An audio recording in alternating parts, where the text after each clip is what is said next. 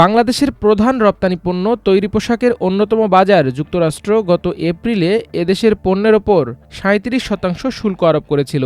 তখন আগ্রাসী ওই শুল্ক হার কার্যকর করার আগে সময় দেওয়ার জন্য যুক্তরাষ্ট্রের প্রেসিডেন্ট ডোনাল্ড ট্রাম্পকে চিঠি লিখেছিলেন অন্তর্বর্তী সরকারের প্রধান উপদেষ্টা অধ্যাপক মোহাম্মদ ইউনূস। এরপর বাড়তি এই শুল্ক কার্যকরের আগে ৩ মাস সময় দিয়েছিলেন ট্রাম্প। ওই ৩ মাস শেষ হওয়ার আগ মুহূর্তে গতকাল সোমবার সময়সীমা আরও বাড়িয়ে আগামী ১ আগস্ট পর্যন্ত করেছেন তিনি। একই সঙ্গে ১৪টি দেশের সরকার প্রধানের কাছে এদিন একটি করে চিঠি পাঠিয়েছেন তিনি। এর একটি চিঠি পাঠিয়েছেন বাংলাদেশের অন্তর্বর্তী সরকার প্রধান ড মোহাম্মদ ইউনূসের কাছে। চিঠিগুলো নিজের সামাজিক যোগাযোগ মাধ্যম ট্রুথ সোশ্যালে প্রকাশ করেছেন ট্রাম্প।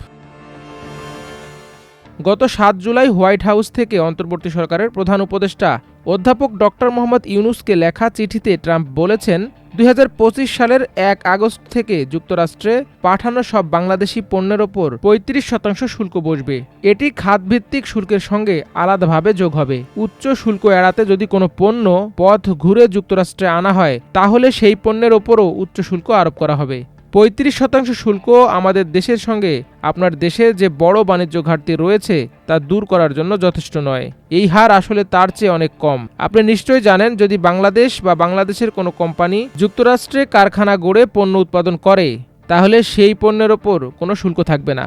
বরং আমরা দ্রুত পেশাদারভাবে এবং নিয়ম মেনে সব অনুমোদন দেওয়ার জন্য সর্বোচ্চ সহযোগিতা করব। অর্থাৎ কয়েক সপ্তাহের মধ্যে সব প্রক্রিয়া সম্পন্ন হবে। ট্রাম্প আরও বলেন, যদি কোনো কারণে আপনি আপনার শুল্ক বৃদ্ধি করার সিদ্ধান্ত নেন, তখন আপনি যে পরিমাণ শুল্ক বাড়াবেন তা আমাদের আরোপিত ৩৫% শুল্কের ওপর যোগ করা হবে।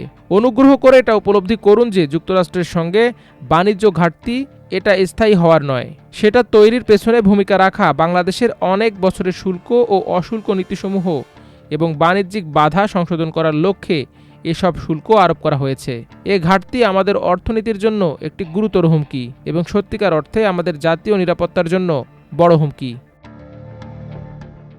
ট্রাম্প আরও লিখেন, আপনার বাণিজ্যিক অংশীদার হিসেবে আমরা আগামী বছরগুলোতে আপনার সঙ্গে একসঙ্গে কাজ করতে চাই। আপনি যদি এখন পর্যন্ত বন্ধ রাখা আপনার বাণিজ্য বাজার যুক্তরাষ্ট্রের জন্য উন্মুক্ত করতে চান এবং শুল্ক, অশুল্ক নীতি ও বাণিজ্য প্রতিবন্ধকতা দূর করেন, তাহলে আমরা সম্ভবত এই চিঠির কিছু অংশ পুনর্বিবেচনা করতে পারি। এই শুল্কের হার আপনার দেশের সঙ্গে আমাদের সম্পর্কের ওপর ভিত্তি করে বাড়ানো বা কমানো হতে পারে। আপনি কখনোই যুক্তরাষ্ট্রের ওপর হতাশ হবেন না।